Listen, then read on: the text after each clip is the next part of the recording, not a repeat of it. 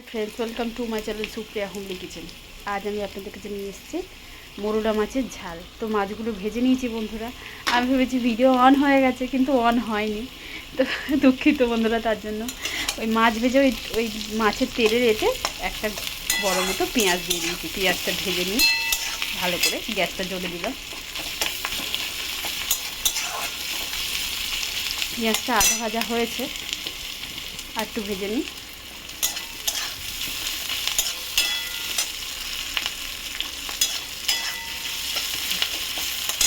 এবার আমি এখানে একটা মিডিয়াম সাইজ আলু নিয়েছি, এই আলুটা দিয়ে দেবো। আলুটা পেঁয়াজের সাথে ভেজে নেব ভালো করে। ভেজে নিয়ে ফিরছি বন্ধুরা।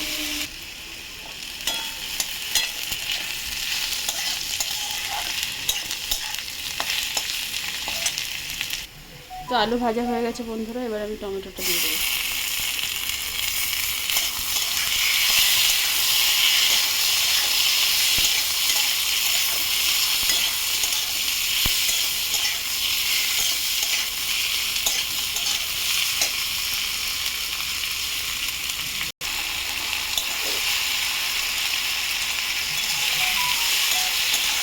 তো এবার আমি এক একটা মশলা দিয়ে দেবো বন্ধুরা। সামান্য নুন দিয়ে দেবো, যে যেমন ঝাল খাবে। একটু কালার হওয়ার জন্য শুধু একটুখানি লঙ্কা দিলাম আমি এত গুঁড়ো লঙ্কা অত বেশি খাই না। হলুদ দিয়ে দিবি, জিরা দিয়ে দিবি,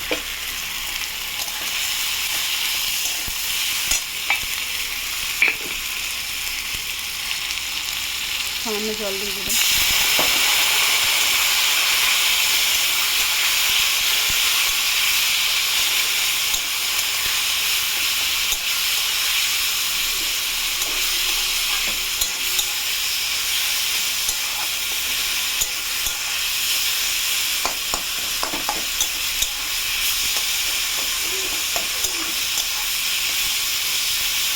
গ্যাসটা একটু আস্তে দেবো, মশলা থেকে তেল ছাড়বে।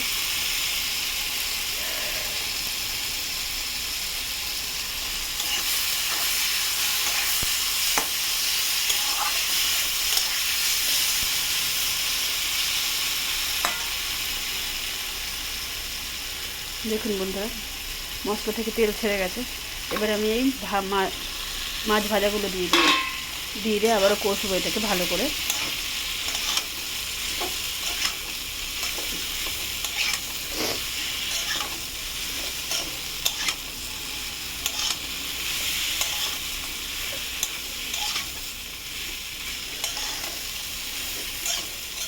গ্যাসটা জোরে দেবো, জোরে দিয়ে ভালো করে কষবো।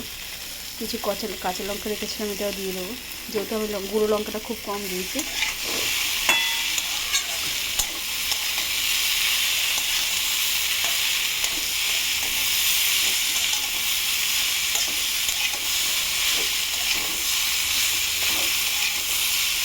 একটু মধমতো করে মাছগুলো ভেজে নিলে বন্ধুরা ভাঙবে না, এরকমই শক্ত গোটাই থাকবে। আর এরকম করে কষিয়ে নিতে হবে সুন্দর করে মাছের সাথে, যাতে মশলাগুলো মাছের ভেতরেও ঢোকে।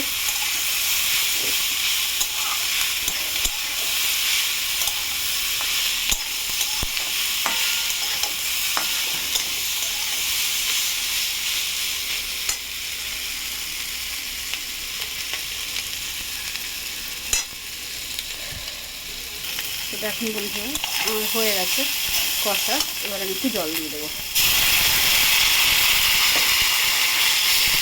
ধনের পাতা দিলে ভালো হতো, কিন্তু এখন ধনের পাতা নেই আমার কাছে। ধনের পাতা দেবো না।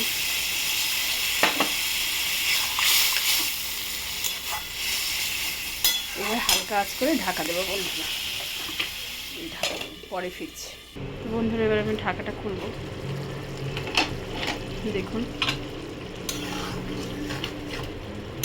আর একটু শুকনো করবো, এবার ঢাকনা খুলেই করবো। এবার গ্যাসটা জোরে দেবো, শুকনো করে পরে ফিরছি।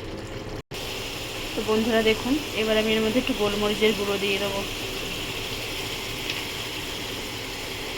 নেড়ে নিই।